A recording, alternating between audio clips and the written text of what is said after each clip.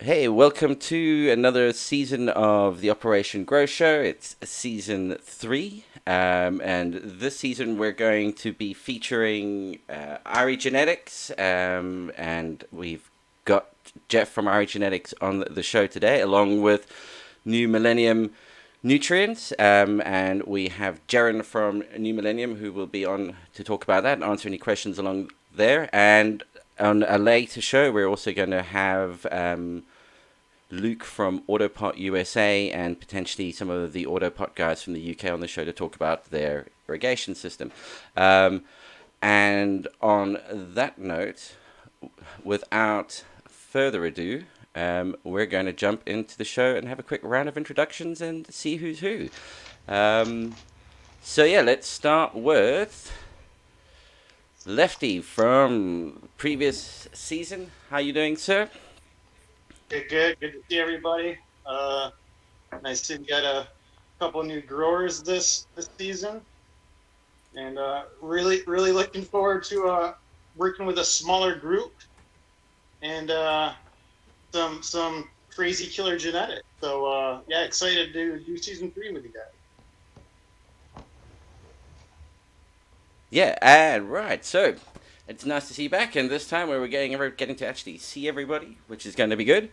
Um, makes quite a nice change. So let's go from there. Let's jump over to Dr. Wiggler. How you doing? So how things on the farm? Wiggle wiggle. I'm doing well over here.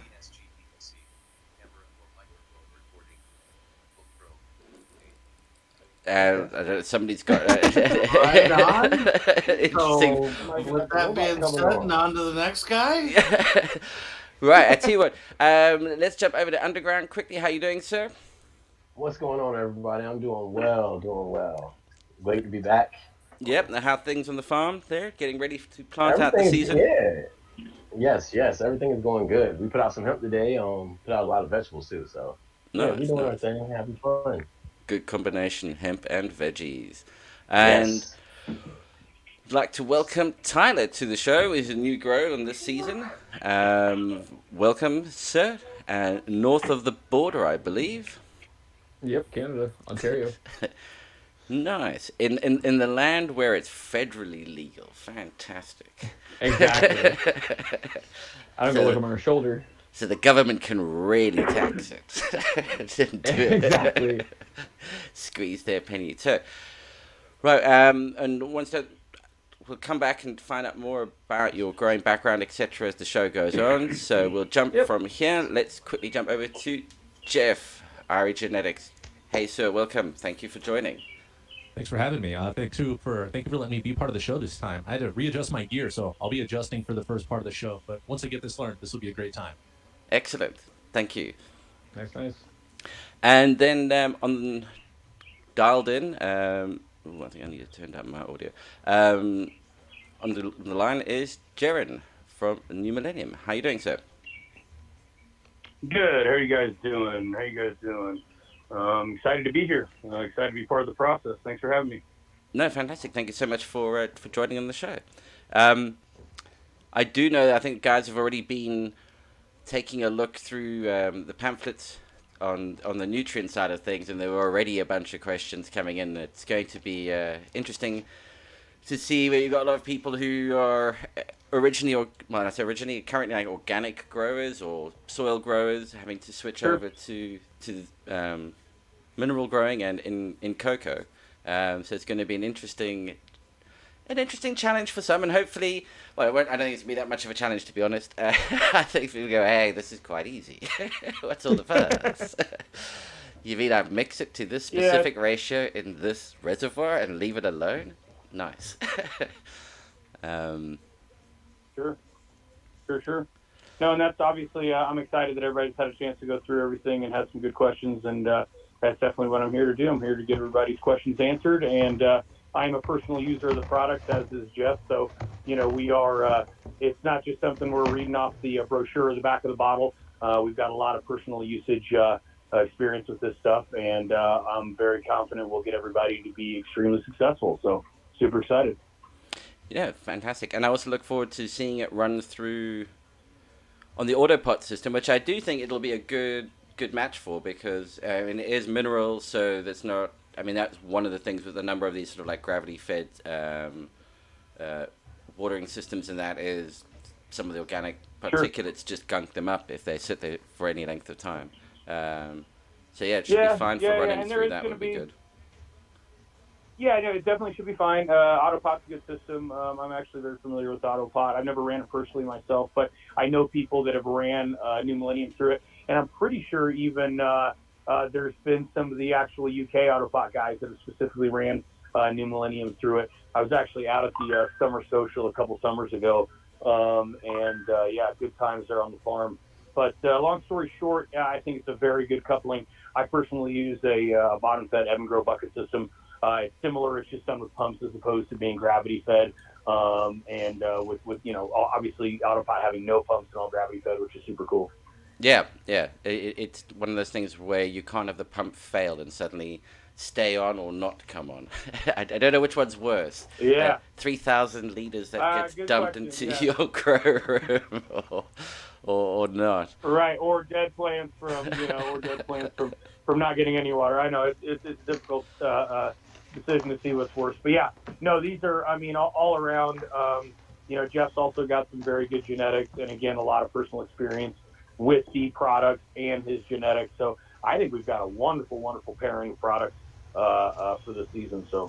Yeah, and then what we've also agreed on, everybody's growing in the same grow medium as well, and what we've all gone for, not a sponsor on this season, Canna Pro. I think, there we go, Tyler's got a bag of it there, so it's the Canna Pro Cocoa, and with 50-50, I think, or 30-70, 50-50 around there, mixed with perlite. Oh, nice. Okay, so it is their cocoa perlite mix. Nice. Now, Canada's high quality, nice and buffered, all that good stuff. So it's a good mix. Yeah, and I do know some of the Canada guys over here in the UK. I might be able to get them to come on and just talk about their grow medium in terms of, does it need any prepping? Because that was another question that people were asking. Does it need to be buffered or washed or prepped? Yeah, that was me. And I think most of them these days, it's part of their selling point that you don't have to do that. Especially the higher quality ones. Yeah, especially the higher quality ones. I mean, I also rep for Flagrant out of the UK, which is started as a substrate company, and their cocoa is all fully buffered, permanently buffered. It's one of the big selling points about it. Again, you do pay a little bit more for the ones that are buffered. If it's super cheap, it may not be. Hell, it may not even be washed that well. But something like Flagrant or Canna, Mother Earth, what's another couple ones that are, a Tommy, all those are all good, high quality buffered cocos. Yeah.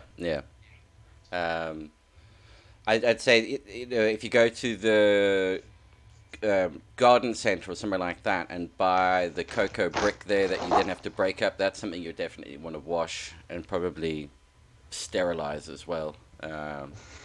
Yeah, that's a whole different animal. That's definitely a whole different animal. That seems like, an easier way to go, but there's a lot of work to that, and definitely getting it rinsed properly, everything like that. And if you do, I also know the whole Canna crew here in the U.S.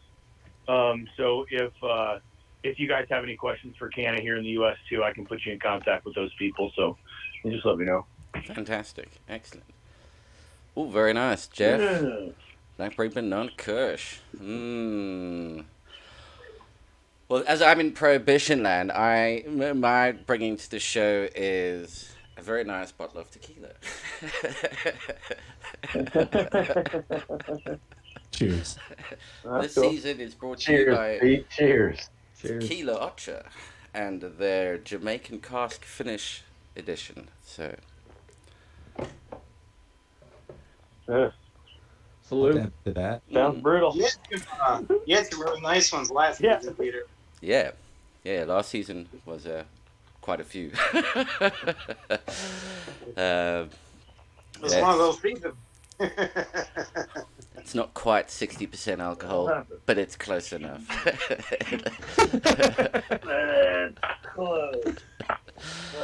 close. I guess if you guys are down, let's get cracking into some of the questions that people have.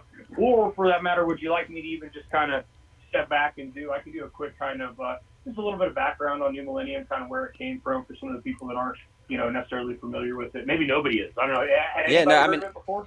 I personally haven't. This is No. the first for me.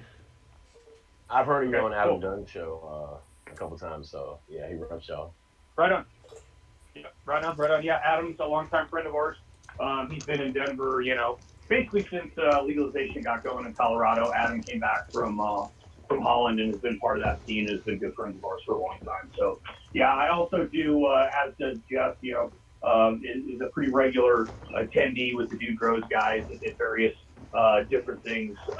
So we've done their cups for a few years, and Jeff's in contact with a lot of their growers. So we've both done their podcast, and of course Jeff has his podcast, and a lot of people have heard of us through those three avenues specifically, or probably at least social media wise, where we get most of our people hearing about us. So always good feedback. Yeah.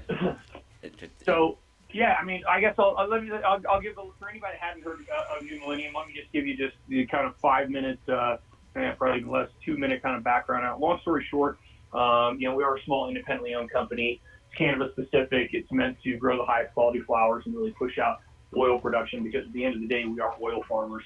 Whether you decide to consume your oil with plant matter or not, truthfully, that's what we are. We're oil farmers.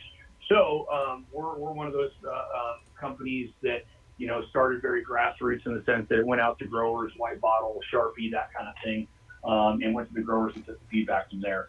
So the gentleman that formulated it, his name is Neil Watson. Neil was with GH for 22 years.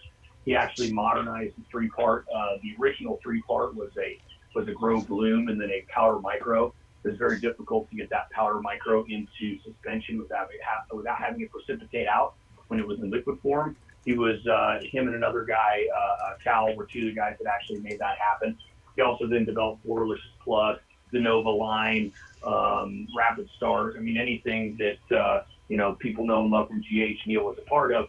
Left in the late 90s and started, basically in Colorado, and started his own company called Millenium originally. Went back to GH for a couple of years, left again, and then restarted the company as New Millennium. And again, very, very grassroots, independently owned.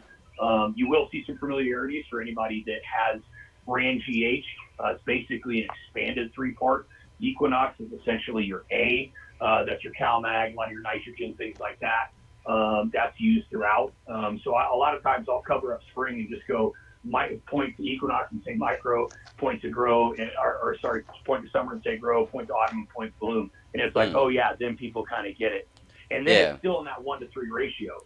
You know what I mean? So it's really an A, and then you have 2 grows and a bloom. It's all it is basically early veg, mature veg flower. Yeah. So there's one additional bottle in there. No needs to use the same time. So people look at it at first and go, whoa, it's 4 bottles. It doesn't seem familiar. But then in use and in practice, it's very familiar, especially anybody that's done a 3-part. If you've got some of the people that are, classic 2-part users, like let's say Canna or Flagrant or House and Garden or any of those Dutch style, those are typically either a grow and bloom or an A and B, but they're always used in equal amounts. That's one thing, the chemistry is very dependent on using our products Equinox to the season in a 1-to-3 ratio. So one of the places that I have seen people, mess it up a little bit is they're so used to, if they were an AB guy, of going, well, 5 and 15 equals 20. Well, 10 and 10 equals 20 as well. I've always done 10 and 10. Fuck it, I'm going to stick with that. Well, that doesn't. I'm just being honest. You know what I mean? Again, I've done this a long time, and I'm here to help people be successful. So if anybody happens to be thinking that, or you'll get the person who goes, okay, I've finished bottle A. Now do I start using bottle B? Right. You're like, oh wow, okay. So anybody, for the record, there. For the record, there are no dumb questions. I will get that out of the way, because really, guys, I want everybody to use it correctly. Now, I get the feeling right off the bat that we've got, I guess what kind of level of grower are you typically working with, Peter? I mean, is it, the whole gamut, the whole range, beginner all the way up to, commercial? Yeah. Not that it matters. It's just always good to, kind of know who. We definitely like to have a good cross-section of growers. I mean, the objective behind Operation Grow, the whole thought process behind this really is to try and sort of show some, maybe get rid of some of the bro sciencey thing. I mean, along with you guys, there's also P&L Grow Systems, which is the data capture platform that sits in the background, and that's what's logging everything in everybody's environment. We use a product called the Minder, and there's a Grow Journal, and what we're going to be doing on this cycle is everybody is recording all of the environmental data along with the Grow Journal, which is logging any activity that's going on in the grow room. So what's nice about the Autopot system in this instance is you don't have to worry about putting in when did you water it. Everybody's doing the same thing. You're just recording, what the concentration dosage was at that for that run of the reservoir, I guess. Sure. And then any ad hoc top watering or dressing or additives that people are putting in, which you're not going to be doing in the reservoir. You're just going to be, top watering, feeding those Autopots with any extras that you want to. Those also get logged into the journal. At the end of this, the idea is to say, because Jeff's donated, thankfully, or kindly, the seeds from a stable line, that there's going to be very few variations in the phenotypes, and I mean, we're fairly well-established ones that do pop up, and really we're trying to get as close to everybody growing the same thing, and all that will be different really on this run is going to be environment and lights, and then maybe your style of growing. And we want to get to the point where we can say something like on the next run, let's say everybody takes a cutting on this run, so on the next one we're now growing the same genetics in 4 pots. You can say, let's leaf strip pot 1, lollipop pot 2, do nothing to pot 3, and top pot 4, and compare the result sets at the very end. Actually look at what was the yield to light ratio, waste ratio, and all of these different things to get a better understanding of what actually impacts, losing my teeth here. But I think where we're going, it's to actually put some science behind the observations and go, okay, that makes a difference. Leaf stripping actually does something. Sure. No, I think that's great because as you kind of briefly touched on the whole bro science thing. There is obviously a lot of that. Obviously there's still plenty of prohibition areas in the States and in the world where, a lot of the information has been passed on from person to person, and that's really what you had to go off of. These days, obviously, there's a much wider availability of information. Not saying it's all good, but the information is out there. I do like to make that distinction. I say, there's a million ways to skin a cat, and I'll say that there's no right way to do this, but there sure as shit is wrong ways to do it. Always wear, when skinning a cat though, I highly recommend metal gloves because them little shits have got sharp claws. They're slippery little devils. They definitely are. So, but I mean, that all that sounds great. I mean, I like seeing like that. I like, seeing our nutrients, perform in growers' hands. I mean, it really is one of those things where we try and really do work hard to put a good recipe in people's hands. The recipe that I've given everybody and the additive usage guides and stuff, that's really going to be where you want to get your baseline from. I'm not saying that's the be-all, end-all recipe. Any good grower is going to look at that and look at different varieties and say, okay, I want to tweak it here a little bit. I want to tweak it there a little bit, things like that. That's a really, really good middle of the road. There are some people that never deviate that off that at all. But I believe there's tinkers. What I'll say to the tinkerers is please don't tinker this time. Stick with the numbers.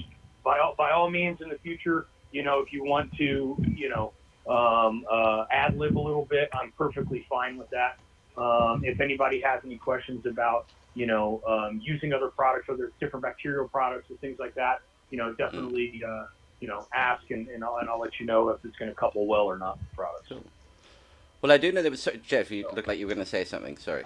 I was going to say, I've done a full podcast on my nutrient mix, and I talk about using New Millenium. Ignore that. Follow the instructions on the sheet. If you're doing Operation Grow, ignore my episode and follow the instructions Jaron gave you because he's part of the team. That's just my experiences in the episode I did. If you're running a commercial grow and having fun, do my mix. If you're doing this operation, do Jaron's mix. Yeah, and I think also from this episode, because we've got quite a few people coming over from soil or organic growing to going on to the mineral growing, actually following the guide, the instructions are quite important. The difference when you're switching over to hydro, I mean, it was something that, I mean, Tyler, I think you asked about, what's the difference, going into cocoa, what, a big difference between hydro and soil growing. Because this is hydro, I mean, hydro being just soilless growing. Yeah, it's a soilless media. Yeah, absolutely. Yeah. And even cocoa, when you're hand watering, would be a drained waste media. Go ahead, Jeff. Yeah, and a lot of people may need to be reminded that they need to feed nutrients more frequently. A lot of the organic guys and other type of growers aren't going to put nutrients in every watering, so we may want to remind them that they need to up their frequency of nutrients. Yeah, especially Excellent. if you're in my wheelhouse. Yeah, especially if you're hand watering, that is something you're going to have to do. I mean, again, this will become apparent with another nice advantage of something like the Autopot system, where you'll mix up your reservoir and let it run. And unlike a DWC system, where it's continuously recirculating the nutrients and the plants are drinking from it, so you've got fluctuation in nutrient strength and pH, etc. You don't have that in the Autopot system because it's feeding the pots. They're basically bottom wicking like hempy buckets from a centralized reservoir, so it's not recirculating it back in. The strength of the nutrient mix isn't changing as the plants drink away. It's being delivered individually to each pot.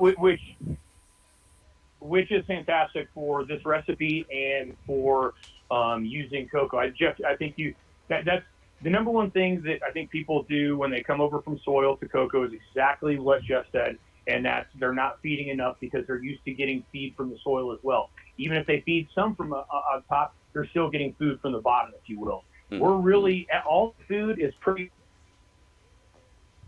wrong later on in the system as you fed for a while.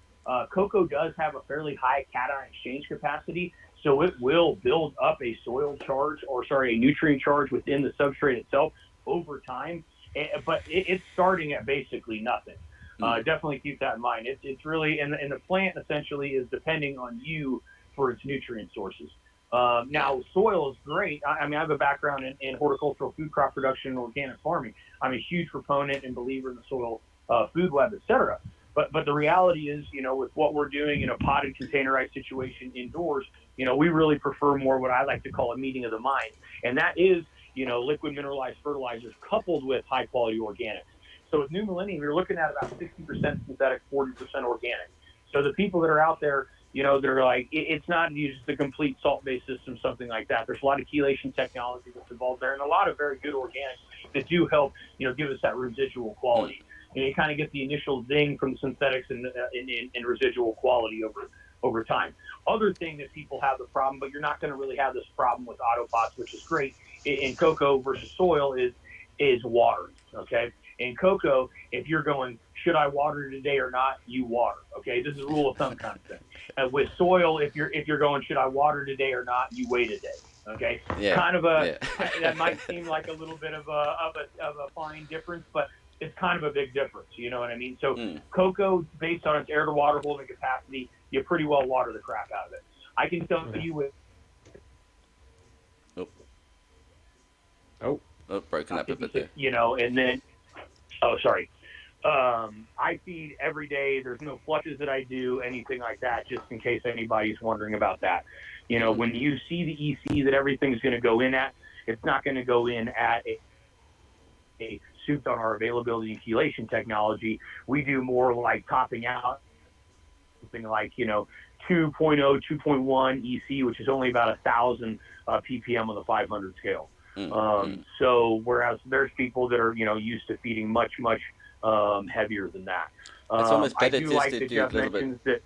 That's sort of a little bit less, but just sort of constant without it being. And that way you don't have to really change anything. Exactly. One of the bones of contention that's come up, when I say bones of contention, a very hot topic that comes up on each one of the seasons is when it comes towards like the concept of flushing. Which is really just cleaning out the grow medium. I mean, that's all you're doing is you're just stripping the grow medium out as quickly as possible. Correct. Correct. And really, flushing is a bit of a misnomer, really. But yes, you're absolutely correct in that. There's not really remobilization, nutrients, things like that. There's a process called senescence, which the plant initiates either itself or with certain products like winter frost. you can do yourself, and that does initiate a ripening process that any annual plant's going to go through.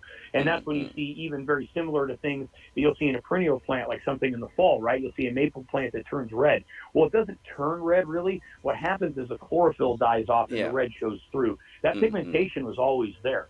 Same thing in cannabis plants. So when you have higher amounts of Yeah.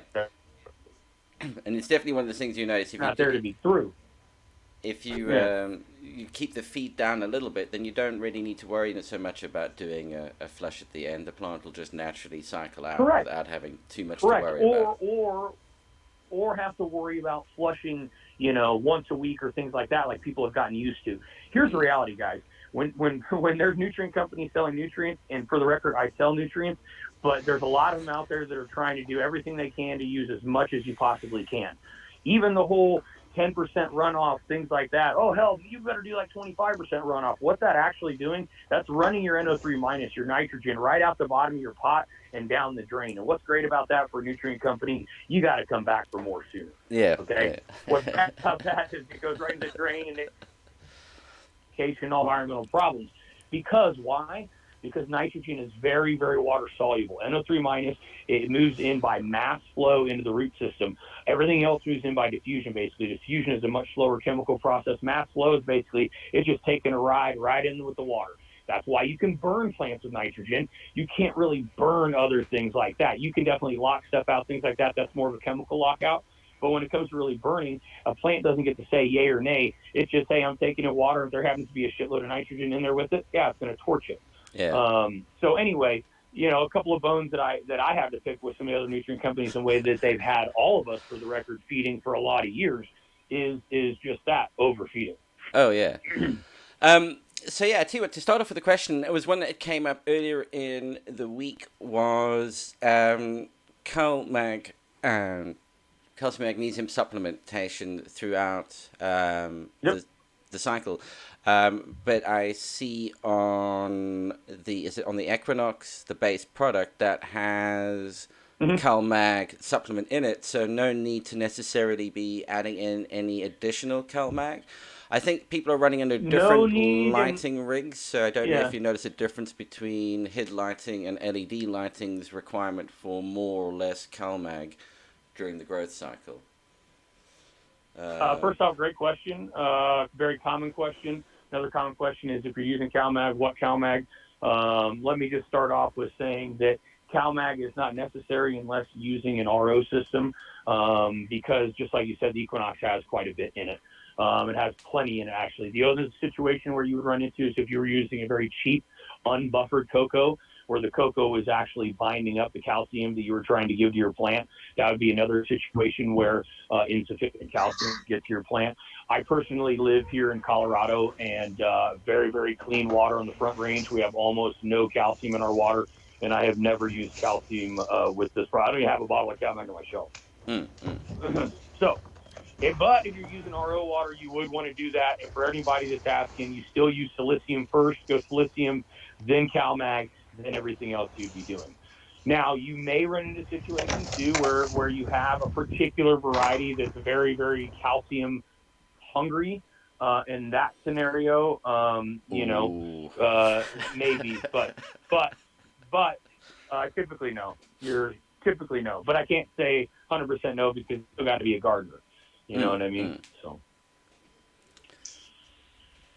Excellent. And then I guess the other question would be, if you're asking what CalMag use, really whatever's readily available. Calcium carbonates aren't very readily available. That's what you're going to see in GH's organic line, things like that. A little bit better for soil. And cocoa, you're typically going to want to go with like a Cal Nitrate, like Botanicare, Cali Magic, amplified from Cutting Edge, something like that, and or any of your preferred one you already have on your shelf. No need to go out there and grab a different bottle of CalMag.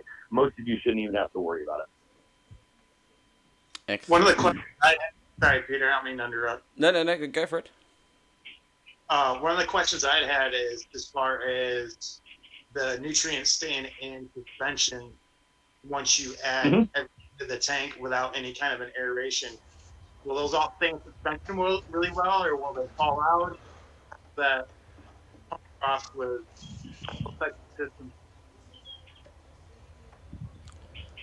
So, Okay, so I think that was breaking up a little bit, but I think I got the gist of it. You're wondering how stable it is after everything's mixed up, and whether you have anything fall out of suspension or precipitate out, anything like that. Is that what I'm hearing? correct. Yeah, if you buy heavier products, just making Yep. sure that everything comes out of that Sure. reservoir way, the way Yeah, initially. I can. Mm-hmm. Yep. No, everything is very stable. I actually personally run a recirculating, so it's not even a drain to waste like the Autopot. It's recirculating, so meaning it's dumped back in my tank every day, twice a day. I run that tank till it's gone. So I'll run that with an auto pH doser just to keep a pH down. I'll run that for 10, 12, 14 days sometimes. No problem.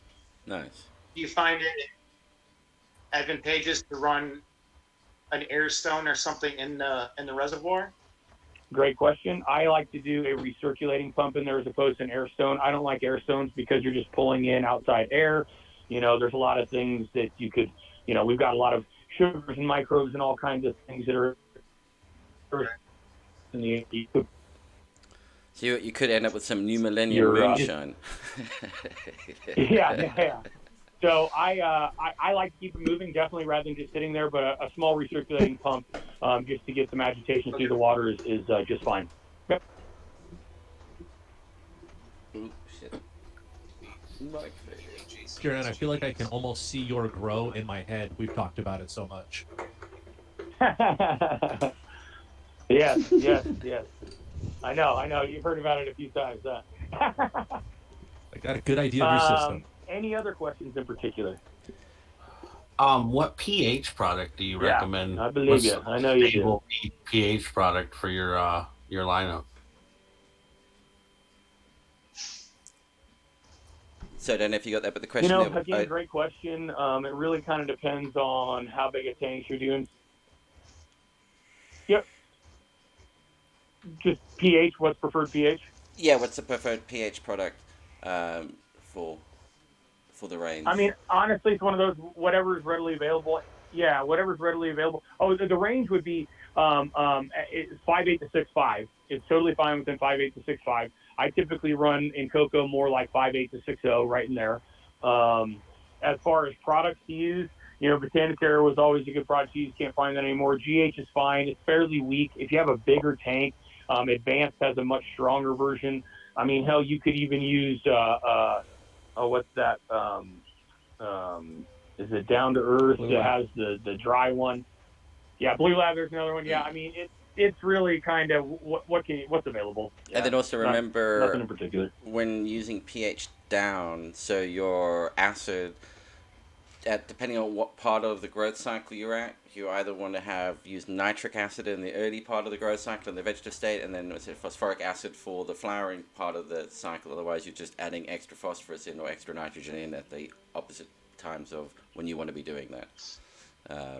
So that's something to just bear in mind if you're being just a tip for growing in general. Yeah. If you want to take that next level, without a doubt. I mean, I'll be honest with you. I use phosphoric acid through the whole. I think most people do. No, Yeah. I mean, you're 100% right for the record. And I tell people all the time, if I was growing commercially, you know what I mean, I would do things differently if it were truly my job. You know what I mean? So it's everything is what's the best light in the world depends on your situation. What's the best way to grow depends on your situation. What's your best genetics depends on your situation. There's a lot of things that are incredibly situational. You know what I mean? So yeah. Yeah, excellent. It's my own personal thing. Oh, fantastic. What else we got? So if we were to, if during this guys wanted to top feed, let's say one of the pots for something, let's take recharge as an example. That works quite happily with the range. Mammoth P, that works quite happily with the range. Fantastic. I'm just trying to think some of the more commonly used ones. Yeah, Mammoth Tribus P, being another Mammoth one. P, Tribus, Alliance. Yeah, I live in Fort Collins, so like Mammoth and Tribus are both developed here at Colorado State. I use both products. Those are great products. Transplant products like Great White or Extreme or any of that, all great. Any good quality bacterial products are more than welcome in the system, gentlemen and ladies. Excellent. somebody just Tyler just dropped out. Should be back, and he'll be sorry. Yeah, no, fantastic. I must say I don't have any more from my side on that right now. I'm sure as we go along, though. Yeah, no, totally. People are definitely going to obviously be an open. hit into bits and pieces. I'm sure they will. Yep. I mean, as I said, I don't have any in there. I did suddenly think of another question. So, early stage, we're getting into like popping the seeds. Now, some product lines have a early seed starter. There's a few out there that for the very early seedling stage, that's what they would recommend. Yeah, no, that's actually quite a great question. So if you look on that, you'll see week 1 light. That's more what I would stick to, and that's going to use spring.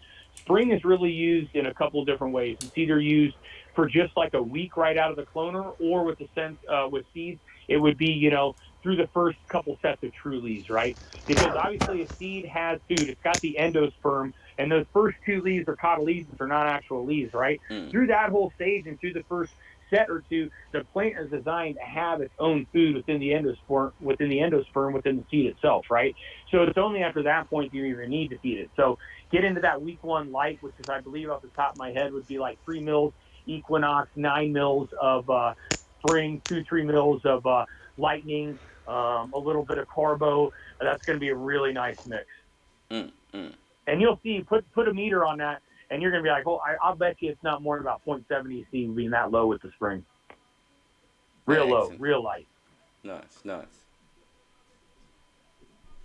Excellent. And then for the record, you will get off and on to the summer, once they start bulking up, and you can use it a little bit longer with seedlings as opposed to being something like, a raging cut out of the cloner that's got a bunch of roots that also comes out a little bit hungry at that point, right?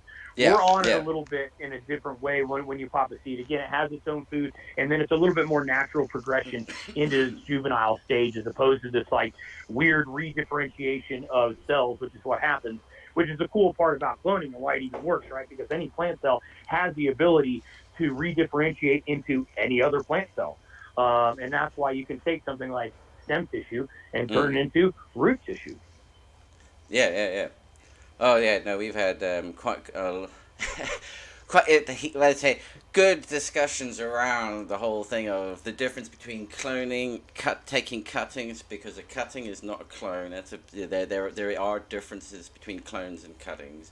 And then getting into the whole breeding side of things, which is Jeff, we'll be wanting to pick your brain. I know people have a lot of questions on that side as well. What constitutes true F1s and yeah, this starts to get really interesting on that front. Well, what's a true hybrid? What's an inbred line? What's true hybrid vigor? Things like that. Yeah, I mean, that's a whole other show and much more Jeff's expertise than mine. But there's, it's a lot of polyhybrids across the polyhybrids, and it's made for an interesting genetic pool. I'll leave it at that. Absolutely. Yep. It's like just place your bets. Yeah. You start looking through the garden, you're like, shit, everything's cooking. Yeah. Everything. I fell victim to that one. Yeah, it's literally impossible not to. Like, it really is. It's crazy. But yeah, no, I'm sure a lot of people are cookies in the flavor. Without a doubt. Me too. So no, I know that'll be interesting for everybody to be able to have Len Jeffs here and his expertise in breeding, because that's become a hot topic in recent years, and I think a lot to it, and wanting to have a higher level of understanding. And I will say this, I'll put this out here. In when I got my degree in horticultural food crop production, the 2 toughest classes I took, which the first one won't be a surprise, is organic chemistry. The second other one it was actually harder, and I did worse in, was plant breeding. When it really gets down to it, it gets incredibly complex. It's a game of numbers, and it's not straightforward as you think it is. That's where everybody thinks it's all super straightforward. and it's not. Plants are incredible. You got these octoploids or even more, 16, 24 sets of genes, and an incredible ability from generation to generation, which is why they roll generation to generation, to turn on or turn off genes based on the environment that they've experienced. Oh, Really yeah. quite incredible. And then what's always great is when you start off with like a Punnett square and you say, I tell you what, we'll just take one feature and put that in the Punnett square. And we'll run that through, and now we're going to take 2 features. You see how they just got a little bit bigger? Right, let's take 36 features. And tell me when you're done. Let's take 1 million. Let's take 1 million. I mean, it's really, even when I said plant physiology was crazy, it was like, it got to a point and they were like, and that's all we know. And it's like, what do you mean that's all we know? It's like, that's all we know. And they're like, and in fact, the last month, that's all been a fucking guess too, by the way. We didn't know about that either. We're just guessing. You know, I mean, which again, that's what makes plants incredible. Go talk to the most brilliant soil scientist in the world and say, what do we know about soil? And he'll say, fuck all, that's what we know about soil.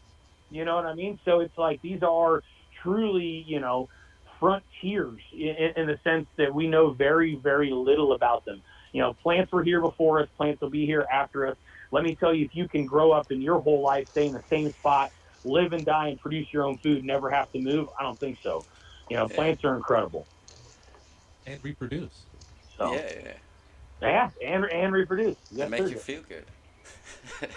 And in the case of some of these, But no, it's But no, I'm happy. I'm very available, happy to answer people's questions there.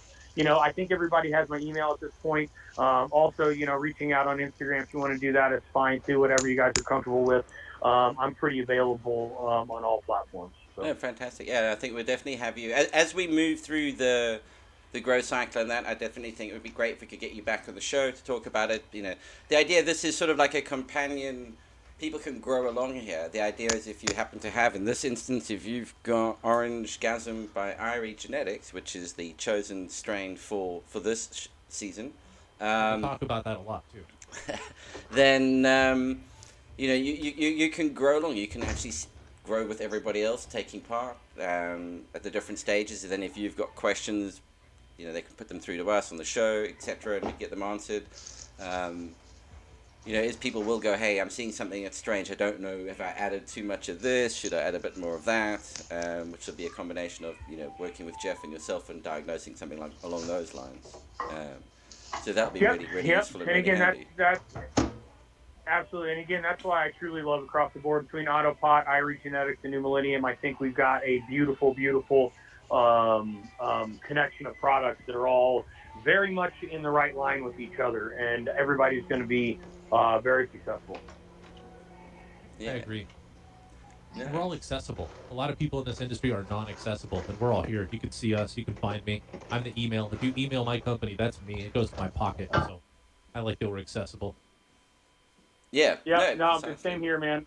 That's being involved with a small independent company. That's one of the things that we do try and do different is to be here, be accessible, be a real person, answer questions. You know what I mean? So please don't hesitate to reach out. And we're consumers. We're not just big industry heads in suits and jets. I'm over here dabbing my face off. Jaron grows and smokes some of the best flowers I've ever smoked. So, yeah, I think it's great to have people from the... That. Oh, man, you're great flowers. I need some of that, Mac, by the way. It's great. No problem. Actually, part of the community doing it. Yeah, I'll take a drive, bro. I'll take a drive. Yeah. Were you absolutely? Were you at Indo, Jaron, at in the beginning of the year? What now? Were you at Indo? Yeah, I was definitely at the Indo. So, we had a big old setup at the Indo. We were actually right across from we were real close to Jeff over there. But between Jeff and Ethos, pretty much. Yeah. We were right there. Yep. Yeah, no, we got a... Yep. No, we do the Indo. In fact, my warehouse is literally like a quarter mile down the road from the Indo right there. So that's where our head office is at. I live up in Fort Collins myself, about an hour north. Jeff's in the opposite direction, about 2 hours south of Denver. But we're all here in CO. Yeah, no, it was great. We got to meet Jeff again for the second time at the beginning of the year. We're turning into an annual pilgrimage now to Denver for the Indo Expo. Good. Let's hope. Fingers crossed. There will be more. Fingers crossed there'll be air travel Right, to right. get us there. It's a long fucking swim and a hike. It'll be cheap. Yeah, no doubt. And I don't know. Obviously, you got some UK folks, and you got your UK. We don't have the full line over there, but we're distributed through Dutch Garden Supplies. Just the Ruby Fulvic and Winter Frost currently. I released that. I guess I launched that 2 summers ago into the UK, and soon they should have the full line. They've got some samples of the full line. We've basically been experimenting some with just with shipping that far, things like that, containers, different products. We kind of just, doing a lot of R&D to make sure that everybody's getting the quality of the products that we get over here. So and a whole different set of regulations to deal with, thanks to the EU. Oh, well, that's the other thing. Yeah, you think you guys, what's really interesting there is you have. These are nice to have certifications. You don't legally have to have them, but they just help if you do. In Europe, it's like, no, these are legal. You have to have them, and they cost to get each one. It's not a cheap exercise to get EU certified for stuff. It's like, Yeah. No, it's pretty wild. Some of the regulations have to be danced around. Even the way you guys are taxed on certain things, it's like, with the way commercial vehicles versus other vehicles, it's just like I was over there with our business partners, and I was like, this is crazy. Yeah, like just the way they have to operate. It's pretty wild. Of course, you'd probably say the same about us, but whatever, You know how it is. Yeah, well, I have to say about you guys, I thought it was really interesting that gun stores were deemed essential. I thought that was really, that kind of says it all. Hey, this is motherfucking America. Yeah, right, yeah. Well, it was, they tried to shut down the liquor stores for all of like 2 hours. And then realized, it was like, shit, people have got guns, better open those liquor stores again. Yeah. Damn it. All those people that have the guns are going to go to the liquor store. Okay, liquor stores back open, and thank God somehow after all this and all the prohibition and everything else, we got deemed essential through all this. Yeah, no, wow. That was a nice score. Pretty, pretty yes. Pretty wild, to be honest. I'm sure Jeff stepped back a couple times and been like, holy shit, you know what I mean? So, and blessed to definitely be, still be cranking along, and somehow, weed was how kept it going. So, God bless. Unfortunately, it's led to a number of arrests in the UK of people being picked up on what they were deeming as essential journeys. But apparently, the cops deemed it otherwise. And buying in bulk wasn't necessarily the smartest move. No. And when there's nobody else on the road. Yeah, exactly. Standing out. Tyler, you look like you had some questions there. You had a notepad with some questions earlier? Or... I'm just taking notes from. Oh, you're just taking notes. Okay, cool. No, I just wanted to make sure we hadn't missed anything. Any questions you might have. Peter, I didn't know you found a secretary for this season. Sorry? I didn't know you found a secretary for this season. Hey, yeah. With blonde hair, too. And there it gets weird. Like it hasn't been weird before. It happened. Yeah, there's always More than one two in the sets of show. headphones. That's how weird it is.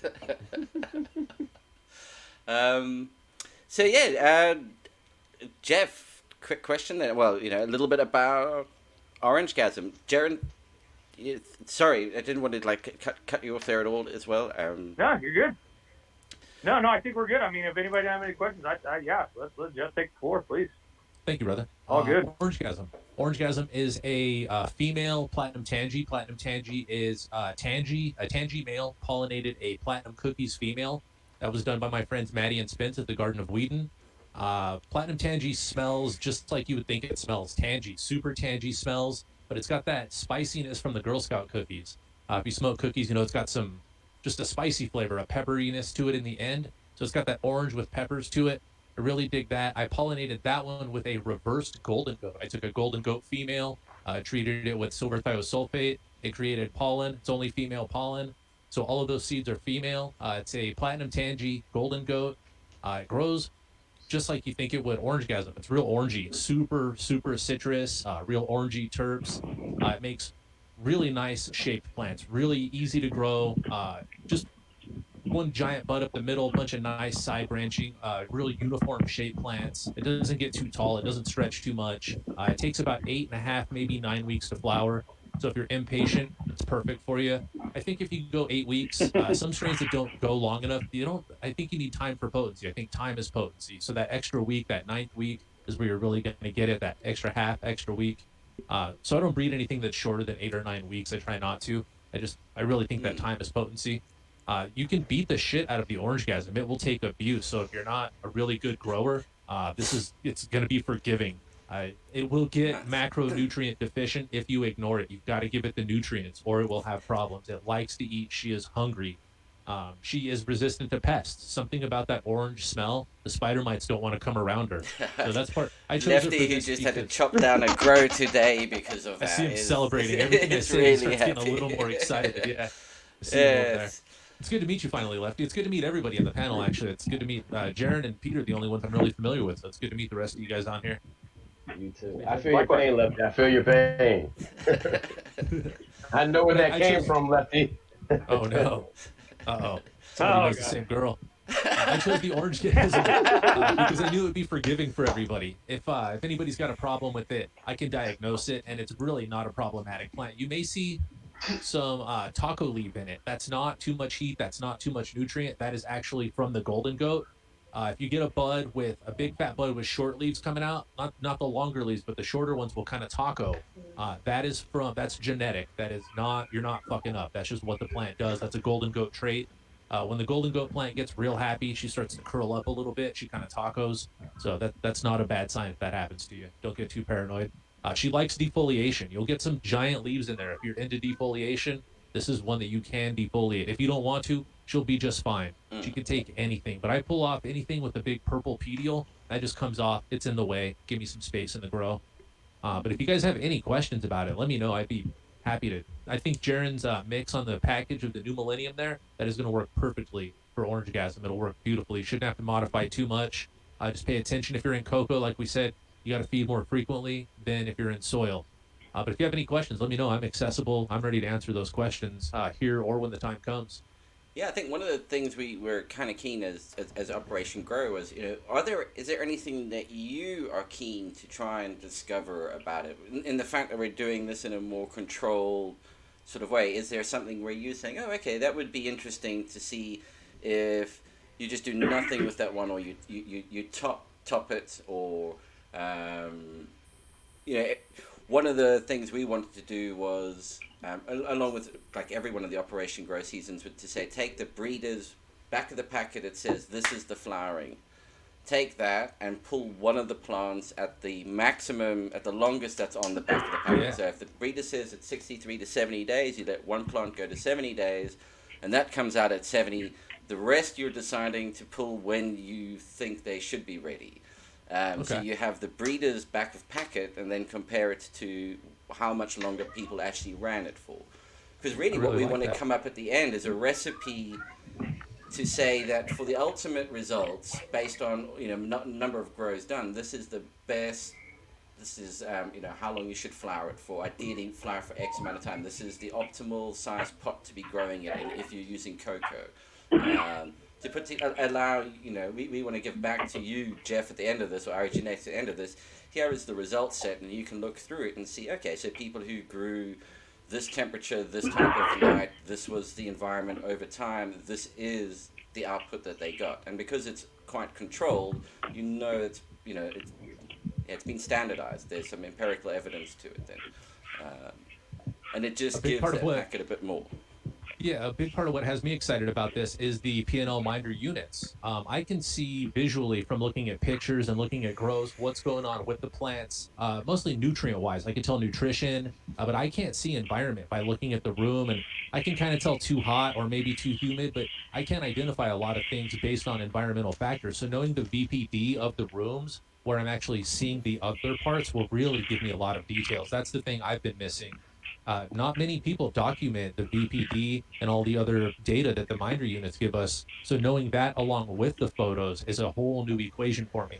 Maybe I'm thinking that I'm seeing a nitrogen deficiency, or maybe I'm thinking it's a phosphorus problem, but it could really be a VPD issue that I had no idea of because I can't see that. You can't look at a picture and tell that it's hot in there. You can't look at a photo and say, "Damn, it's humid in that room," unless the plants are indicating obviously that sort of stuff. Or it's running down the walls in the back of Right. the shot. Yeah, dripping off your ducting. Yeah, then you know you're getting auto watered from above. We call that a foliar feed.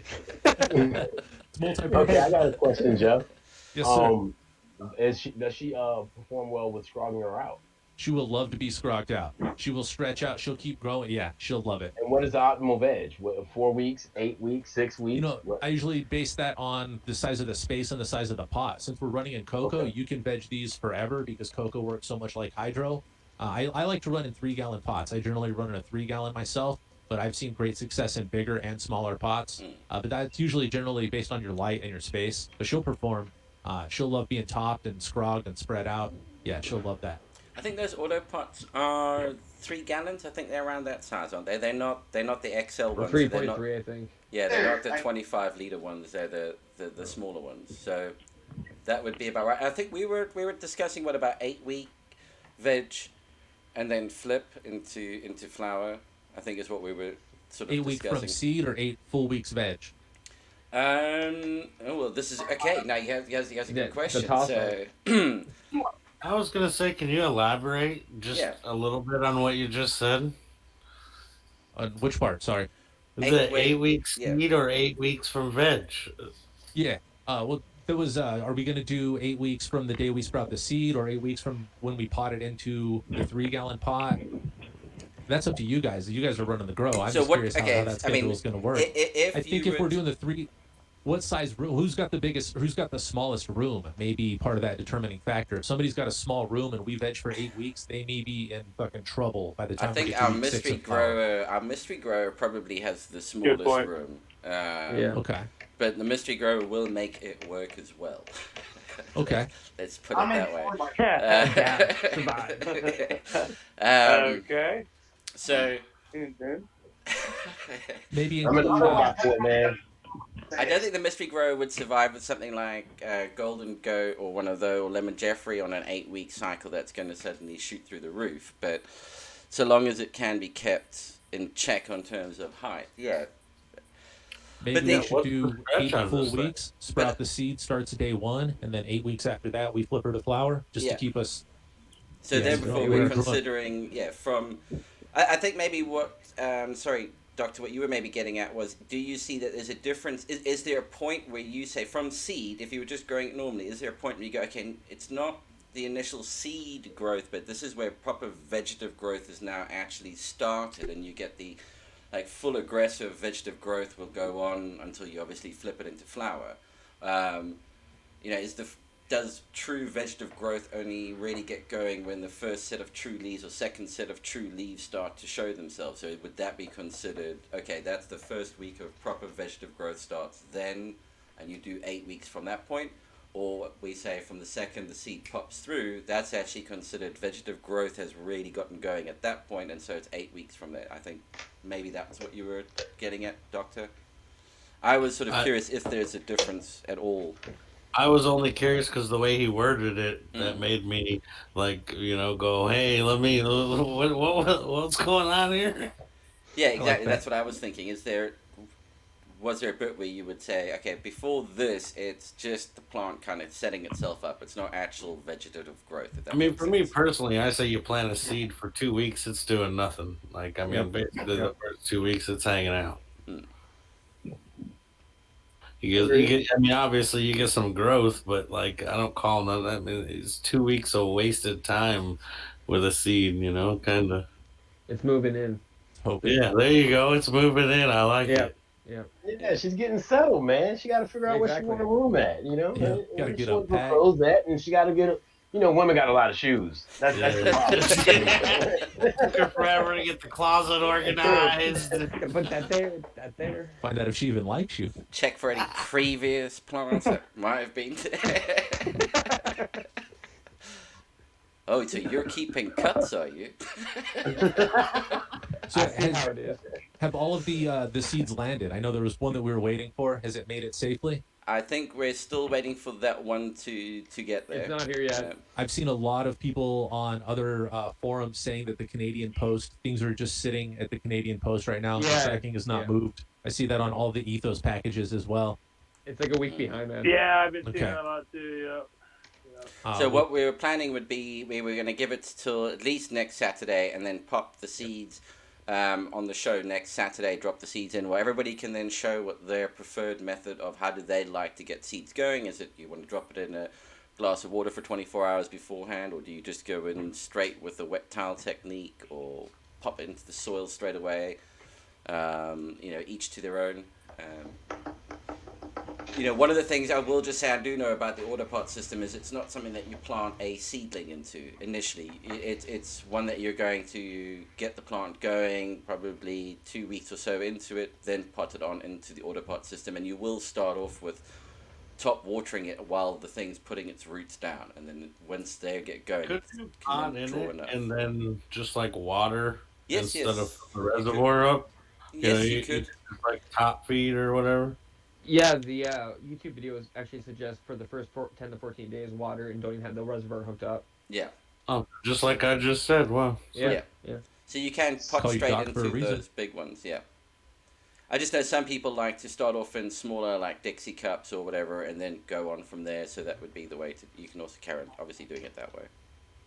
Dollar do Store we need- Army. Woo! Do we need to decide today how long we're going to veg, or can we kind of play it by ear and see how the plants grow? Or do you guys like to have a schedule in advance? We can. I mean, the idea is we can play it by ear. It's just to sort of have a target date, right? Roughly, it will be 8 About weeks. So kind of, 6 to 8 weeks veg would probably 6 may be more ideal for our mystery grower who's got that small spot. I just don't want to watch anybody have to raise lights and have plants pushing lights out of a ceiling or something, because they I make want to see that though. Do you want to watch the colas hold the lights up? I've been there before. It's no fun. I don't believe the mystery grower does, though. I know them need well. to see some bloopers, man. Oh, hey, I've got some pictures of Lefty's grow from earlier. I can show you some bloopers.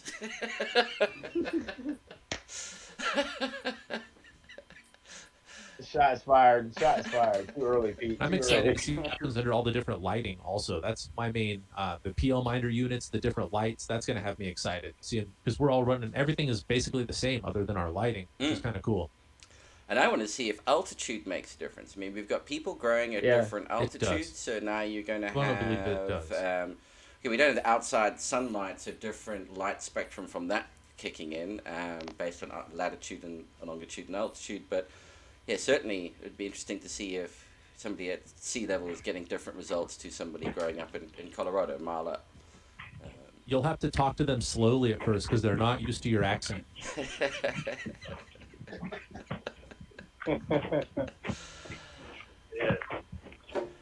And there was a question in chat there, Jeff, about how does it cope with heat? So is Orange Gasm good on the heat front? I mean, what sort of temperature range does it like to perform in? It will. It likes heat. It likes cold. It will tolerate fairly high heat because of the golden goat in there. The golden goat and both the tangy. They're both real tolerant of high heat. So it may taco leaf a little bit on you if you get it too hot, but that's your sign that it's starting to do it. The bigger leaves will start folding up real hard on you. You'll see a little taco leaf, but when it goes real hard, they start curling up. I'm doing this with my hands. You can't see it, but when they start going up, that's when you know you're getting a little bit warm. But it does tolerate it. What you'll see is foxtailing and taco leaf if you get it too hot. But it'll take it. It'll take some heat.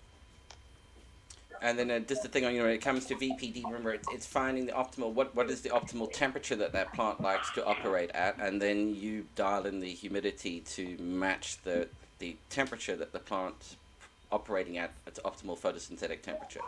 So if it's 25 for this one, get the room in at 25 degrees and then find what humidity, and sorry, I'm talking 25 degrees Celsius, just in case anybody shut the bed there and went, holy shit. Metric. Cold plants. Yeah, I have a metric fan here. It's fantastic. So what's that, like 78, 77, 78 Fahrenheit, somewhere around there. And you're probably talking about 65 to 70% humidity. Around about 65. If you could just keep it at 25 or 78 Fahrenheit and then 65% humidity the whole way through, you'd probably be sitting at a VPD of around 1 or 10 hectopascals, depending on how you're measuring it, the whole way through. But if you bump your temperature up to 27 degrees, your humidity would actually have to come up now to about 65 to keep it in that sweet spot again. So just remember, the higher you're running that temperature, you've got to bring the humidity reasonably up with it. That gets risky. So if you Somebody's do like, that, start defoliating. sorry, Jared, I'm going to mute your mic. There's a lot of background there. Or is sorry, I don't know if it music is you someone in the house playing music or Yeah, I was just moving through the house to the back. Jaren's partying on the side, man. I don't know what that was. yeah, Got a get vibe demonetized. She'll take good heat. I've ran her in my personal grows. I try to keep it no higher than 80. I just don't like it to go higher than 80 in my personal grow, and she does really well there. I got the platinum tangy cut from a commercial grow, and in that commercial grow, we've been through everything. We've been through frozen winters where there's a 3-foot air conditioner air return where I saw frost and snow blow in that shit, and the plants did okay there. They didn't die from that. We've also had air conditioners die in that facility just because it's a commercial facility. Expensive shit dies and you got to buy new ones. We had air conditioners die, and that platinum tangy survived in there. So I know that the platinum tangy can take all kinds of abuse, which is why I bred with her. And I've been abusing golden goat for 12 years now, so I know that plant could take savage abuse. So yeah, it'll stand up to heat and cold. It loves to get stressed. I get most of my cuts from commercial grows. That's where I test them and run them. And that's a really good place to do it because you get a bunch of young guys that go to lunch break and they come back stoned as shit and they make mistakes, and you learn what those plants can really tolerate in there. Jerry knows what I'm talking about. I know exactly what you're talking about. Hey, one for the young guys. Yep. So Yeah, I go. The platinum and the cookies in that's got quite a lot of Durban poison in those lines, isn't it? I'm sure that runs through those. There are a lot of rumors of what's in that cross. I want to say that I do taste Durban poison. That's what, in my opinion, that's what gives me that spiciness. There's a peppery spiciness that I really enjoy. Yeah. And it's familiar and it's almost minty. And I would agree that the reason the cookies got the name Thin Mint is the mint aroma and flavor from the Durban. So I think that's where that comes from. I can't prove it. I have no way to prove that, but that's my opinion. My flavor palette and my buzz tell me that. Yeah, it's definitely got that peppery tone to it. That, to me, you can walk in a room and you can smell that and go, that's got Durban poison sitting in it somewhere. It has a very distinctive terpene profile, aroma to it. And that would also Durban, explain right? Yeah, originally am, yes. Yeah, so then I believe your nose. That was what was so great about like that first time arriving in Denver, walking in and somebody going, because you've often wondered really like how close to the original is this? You're thinking, this has been hybridized a few times off what you're used to, what we would just call bushwheat back home. But you walk in the room and I think it was Tanasi hit a dab of it and I went, oh, I know what that is. And he went, yeah, that's Durban poison. Yep, there it is. Wow. Very distinctive smell to it. And that would also explain the high heats. Those tropical sativas can definitely handle high heats, high humidities. That's kind of what they designed. With a lot of air movement on them. That's what's crucial to the tropical sativas. There's a lot of air movement for the higher humidity. That. Yeah, I beat my plants up with fans and air. I really like I always talk about air movement in my podcast a lot. I think it's really crucial. And we're going to find also that the island sweet skunk and the Hawaiian sativa are going to act very well, very similar to that. They're going to like the drier climates, and they'll be able to take more heat. So yeah, that matched up really well with the Durban poison and the other in there. Yeah, that is something that people don't often think about really well. As the grow progresses, the idea of air movement around the environment. When they start off, everything's like, below waist height and you've got fans up there and there's all this fantastic air movement. And then as the growth cycle progresses, the plants get bigger, they're suddenly in the way of the fans, and what was optimal air movement, suddenly bits in the middle are getting absolutely no air. And you see those ones where they've got all the fans mounted down the walls, which is great until you stand in the middle and there's nothing happening in the middle. Everything on the side's getting a lot of air, but nothing in the middle is getting it. And that's where it's worth going around, moving whatever environment monitoring system you're using, temperature, humidity sensors, to go around your environment and take regular readings in different places. Put it in, get out of the space, let it sit there for a few minutes, get some readings, go back in, take it, and move it. Don't be in the room while you're taking the readings, because otherwise you're just another obstacle that's not normally there, and you don't want to be in the way. And then you can figure out, okay, I just need to change this fan, move some stuff around. You'll be surprised how much an environment can change from one corner to another. We've had clients go, I can't believe there's something wrong with this, the readings are wrong, and you go, no. If you don't have air movement in the back corner, it can easily be 80% humidity and 60% on the other side of the room. It all depends on how you've got stuff set up. You'll be amazed. And also, as you move up and down the height in a room, that can really have a dramatic effect. You see a lot of people hanging temperature probes rather high up in the environment, and you go, okay, so 6 feet above your canopy, it's 25 degrees centigrade. What temperature is it at the canopy? It's a lot less. So those are, extra little bits to be paying attention to. Yeah, get that minder in the canopy. Mm.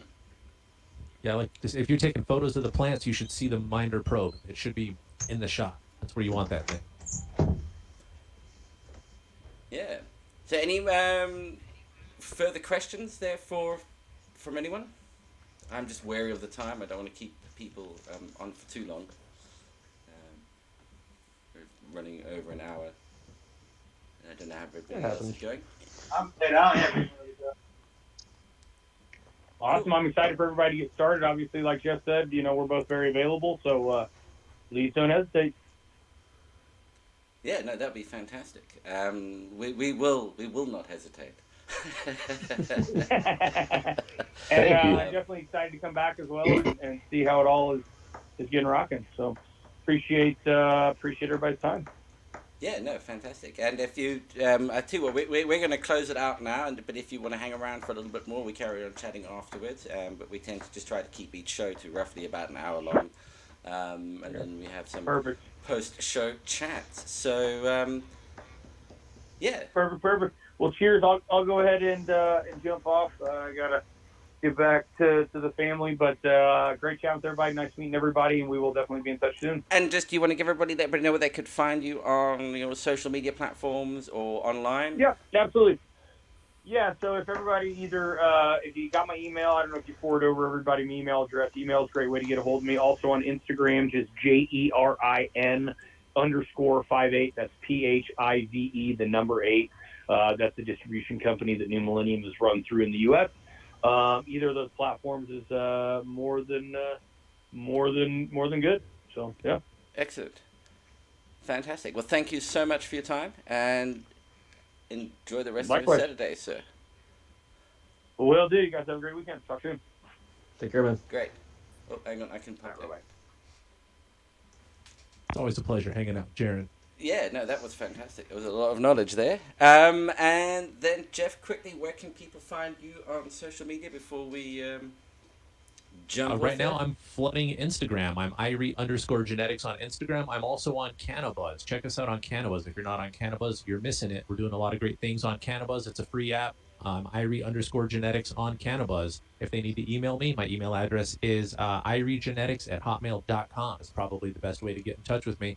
You guys, thanks for letting me be a part of the Operation Grow. This is going to be a good time. I'll try to be here frequently on Saturdays to do this. This was fun. No, great. Thank you so much. And from us at P&L Grow Systems, you can find us online, website plgrow.systems, or on Instagram, it's at plgrowsystems. Hit us up there, follow us, find out more. You're obviously tuned in on the YouTube channel. Remember to hit the like, subscribe, notification button, and share it with everybody. And if you are new to Irie Genetics and you want to try something new, jump on with, get hold of a packet of Orange Gasm and grow along with us. Yeah, that'd be great. Anybody else want to give a quick shout out for how people can get hold of you, follow us on Instagram or anywhere else? Really? Y'all can follow me at Underground Organics Farm on Instagram and VA Country Boy on Cannabuzz. Excellent. Also on Instagram at Lefty's Farm and on Cannabuzz at Lefty's Farm. I just want to thank Jeff and Jaron and the new Millennium guys and everybody at Autopot. And once again, Peter with Grow Systems for getting another season together. This is gonna be an awesome season. We got great products to work with, and that's gonna be a lot of fun. Hopefully, I don't get any fucking bugs. Yes, and thank you guys. Thank you, Jeff. Thank you, Peter. Hey, no, it's all good, man. It's all part of it. It's fun. It's exciting. This is knowledge. It's learning some more, seeing what's going on. Yeah, it's fun and exciting. Tyler, where can we catch up with you? Shwoobidoo on Instagram, SCHWOOBDOO. And on Facebook, it is The Growing Buds. And on Cannabuzz, The Growing Buzz. Excellent. And Doctor? Nobody wants to follow me. Move on. I'm gonna follow you just because of that. Yeah, exactly. Everybody Then follow you know it. where to find me, buddy. Dr. Wigglers on Instagram. You're done. All right, thanks everybody, and we shall catch you all next week. Again, hit the subscribe, notify button, and yeah, see you all next week. Cheers.